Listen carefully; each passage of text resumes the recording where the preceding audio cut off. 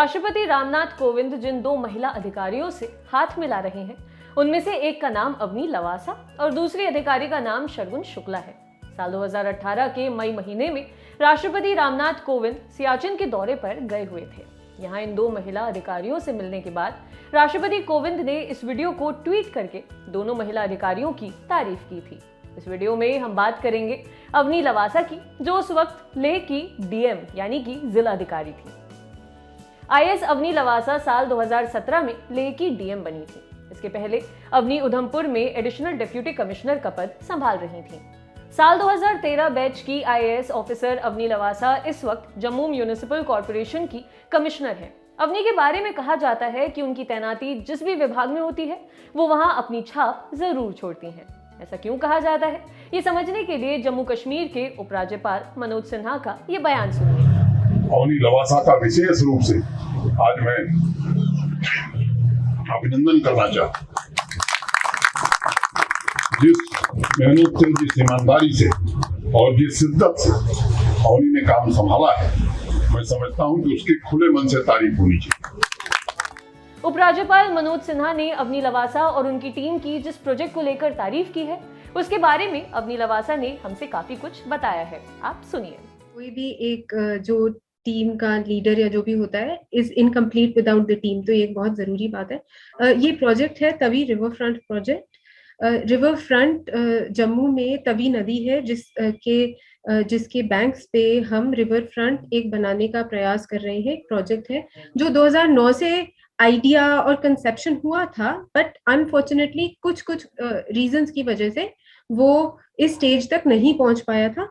अब उसका काम शुरू हो गया है, जिसका शिलान्यास ऑनरेबल एलजी सर ने उस दिन रखा था जिस इंसिडेंट की आप बात कर रहे हैं, और इसका काम शुरू हुआ है। ये रिवर फ्रंट है जैसे साबरमती रिवर फ्रंट के लाइंस पे बना है। ऑफ कोर्स जो वहां से हमें सीख मिली है उनको उस हिसाब से चेंज करके अपने प्रोजेक्ट में इनकॉर्पोरेट किया है। एक चीज मैं जरूर कहना चाहूंगी कि हम सरकारी प्रोसीजर्स को, प्रोसेसेस को हम कहते हैं कि ये तो बिल्कुल सरकारी तरीका है काम करने का इन अ नेगेटिव वे, लेकिन गवर्नमेंट में काम करने के बाद मैंने ये रियलाइज किया है कि वो प्रोसीजर फॉलो करना बहुत जरूरी है, क्योंकि एक बहुत स्ट्रॉन्ग चेक्स एंड बैलेंसेस रहते हैं ताकि कोई भी सिस्टम को अपने फायदे के लिए इस्तेमाल ना कर पाए। तो हैविंग सेड दैट, मैं कहना चाहूंगी कि जिन वजह से कई बार काम डिले होते हैं वो वजह बहुत अहम होती है अगर हम लार्जर पिक्चर देखें। दूसरी चीज, एक जो मेन चीज मुझे लगता है जो मैं करती हूँ और काफी और ऑफिसर्स भी करते हैं, is regular monitoring and follow up. क्योंकि अल्टीमेटली काम जो हमारी टीम है उसमें हमारे पास होते हैं, we have a good team, right people for the right job होता है, लेकिन फॉलो अप और मॉनिटरिंग करना मेरे ख्याल वो एक लीडरशिप पोजीशन में होने का बहुत जरूरी हिस्सा है, जिससे एक प्रोजेक्ट सक्सेसफुल हो सकता है। दूसरी चीज है, फिर ऑब्वियसली अगर हम मॉनिटर कर रहे हैं तो उसमें बहुत छोटे छोटे इश्यूज ही आते हैं जिन वजह से प्रोजेक्ट्स डिले होते हैं, उनको टाइमली रिजॉल्व करना, वो भी फिर हमारे वो भी एक, मुझे लगता है कि उसकी ओनरशिप और रिस्पॉन्सिबिलिटी लेना बहुत जरूरी है।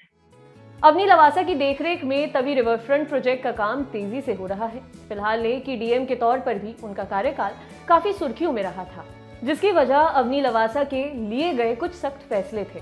साल 2009 में आई फिल्म 3 इडियट्स में पैंगोंग लेक वाले सीन आपको याद है, जिसमें सालों बाद रैंचो यानी कि आमिर खान अपने दोस्तों से मिलता है। इस फिल्म के बाद पैंगोंग लेक एक नए टूरिस्ट स्पॉट के तौर पर उभर कर सामने आया था। साल दर साल पर्यटकों की तादाद बढ़ती रही, जिसकी वजह से यहाँ सॉलिड और लिक्विड वेस्ट मैनेजमेंट की समस्या खड़ी हो गई। इसे सुलझाने के लिए अवनी ने कैसे फैसले लिए, सुनिए। पैंगोंग लेक एक्चुअली वहाँ पे जब से 3 इडियट्स मूवी आई है तब से वहाँ पे बहुत टूरिस्ट इन्फ्लक्स था, पर अनफॉर्चुनेटली वहाँ पे कोई वेस्ट मैनेजमेंट का प्रोविजन नहीं था। तो सॉलिड वेस्ट भी और लिक्विड वेस्ट भी, जो वहाँ पे कुछ रेस्टोरेंट शुरू हुए थे, उनका सारा जो वेस्ट लिक्विड वेस्ट था वो पैंगोंग लेक में जाता था। तो कुछ हमने स्ट्रिक्ट मेजर्स उठाए थे वहाँ पे, उनको हटाया लोगों को, रेस्टोरेंट्स को, लेकिन एक हमने 2 लोकेशंस पे उनको रिहैबिलिटेट करने की जगह दी। और वहाँ पे प्लान ये था कि वहाँ एक सिस्टमैटिक और scientific solid and liquid waste management facility बनाई जाएगी ताकि टूरिज्म भी बने और इन्वायरमेंट सस्टेनेबल तरीके से बने और लोगों की लाइवलीहुड भी साथ साथ बनी रहे। लेह में रोड कनेक्टिविटी की बेहतरी के लिए अवनी के उठाए गए कदम भी काफी सराहे गए। लेह के मौसम और वहां की कठिन भौगोलिक हालात से हम सब वाकिफ ही हैं। ऐसी जगह पर एक महिला अधिकारी के तौर पर पोस्टिंग के दौरान उन्हें किन चुनौतियों का सामना करना पड़ा, इसके जवाब में अवनी क्या कह रही हैं, सुनिए। मैं आपको एक अधिकारी समझती हूँ, मैं अपने आप को एक महिला अधिकारी नहीं समझती हूँ।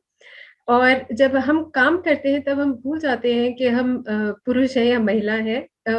काम सबके लिए सेम है और हम उसको उसी डेडिकेशन, सिंसेरिटी और उससे करते हैं, इरिस्पेक्टिव ऑफ कि हम किस जेंडर के हैं।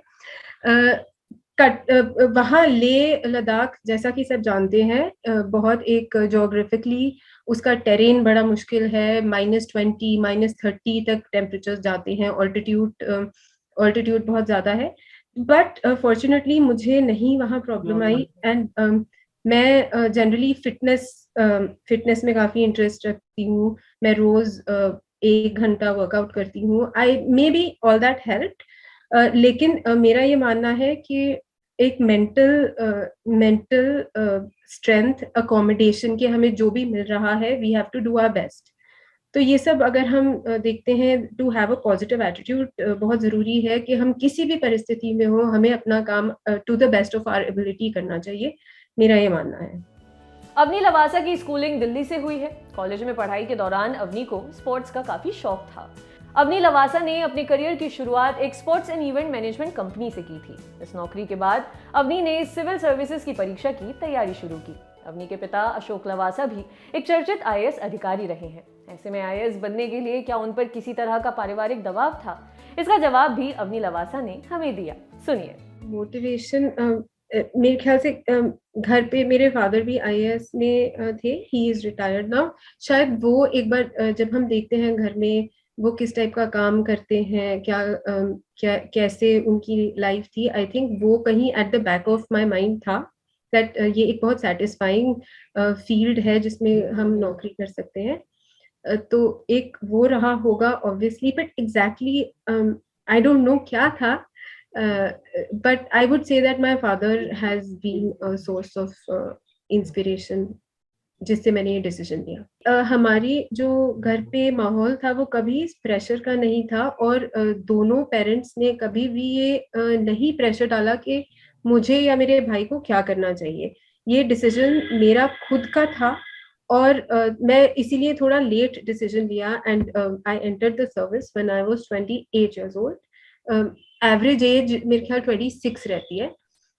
तो इसका फायदा ये होता है जब हम अपने डिसीजंस खुद लेते हैं, इसका फायदा ये होता है कि आज के टाइम में मैं बिल्कुल भी ये डिसीजन रिग्रेट कर ही नहीं सकती। ये मेरा एक सोचा समझा डिसीजन था जो मेरे खुद के एक्सपीरियंसेस से मैं इस डिसीजन तक पहुंची थी। एंड दैट इज वाई मुझे अपने काम करने में इतना सेटिस्फैक्शन मिलता है और इतना मजा आता है क्योंकि ये मेरा डिसीजन था, ये मेरे पे थोपा नहीं गया था कहीं से भी और कोई प्रेशर नहीं था। हर साल लाखों लोग सिविल सर्विसेज का एग्जाम देते हैं, लेकिन कुछ लोग ही कामयाब हो पाते हैं। अवनी के मुताबिक इस एग्जाम को क्रैक करने के लिए 16 घंटे पढ़ने की जरूरत नहीं है। बाकी अवनी आईएएस एस्पिरेंट्स को क्या खास टिप्स दे रही हैं, आप ये सुनिए। एक सबसे बड़ी मैं टिप ये देना चाहूंगी कि आपको क्लैरिटी होनी चाहिए कि क्या पढ़ना है और क्या नहीं पढ़ना है। अक्सर हम इतना ओवरवेल्म और कंफ्यूज हो जाते हैं क्योंकि यूपीएससी को लेकर इतने आर्टिकल्स, इतना स्टडी मटेरियल, इतने कोचिंग इंस्टीट्यूट्स, इतना ज्यादा सब कुछ, हमारा ओवरलोड ऑफ इंफॉर्मेशन होता है। तो it's very important to be clear कि क्या सिलेक्ट करना है मटेरियल और उसी पे ही आपको फोकस करके उसी को ही अच्छे से करना चाहिए। और ये बोलने में शायद बहुत छोटी चीज लगती है, but this is true for life also कि हम क्लैरिटी और फोकस से कुछ भी करते हैं तो the chances of success are very high. Clarity, focus and then conviction कि जो हम कर रहे हैं वो सही है। ये नहीं कि आज कुछ किया फिर कल कोई नई किताब उठा ली, परसों किसी और की बातों में आके किसी और इंस्टीट्यूट को ज्वाइन कर लिया। आई थिंक दैट बिकम्स थोड़ा सा फिर हम ना इधर के रहते हैं ना उधर के रहते हैं। That is one thing. And secondly, ये बोलने में शायद बहुत ही एक वो क्लीशे टाइप जो हम बोलते हैं लगता है, but you have to believe in yourself. तो मैं तो मेरे ख्याल 6 से 8 घंटे पढ़ती थी, और मैं 2 घंटे जिम जाती थी, 1 घंटे टेनिस खेलती थी, और 1 घंटे टीवी देखती थी। अगेन सेम थिंग, मुझे लगता है कि जो हम इन चीजों से भी पिकअप करते हैं, अल्टीमेटली सब कुछ लाइफ में हमारे काम आता है, और एग्जाम में भी वही प्रिंसिपल अप्लाई करता है। अवनी लवासा के काम में दिखने वाली पॉजिटिविटी अक्सर खबरों में बनी रहती है। अवनी बताती हैं कि मेहनत के साथ हेल्थ का ध्यान रखना भी काफी जरूरी है, और इसके लिए अवनी अपना एक्सरसाइज रूटीन बहुत तरीके से फॉलो करती हैं।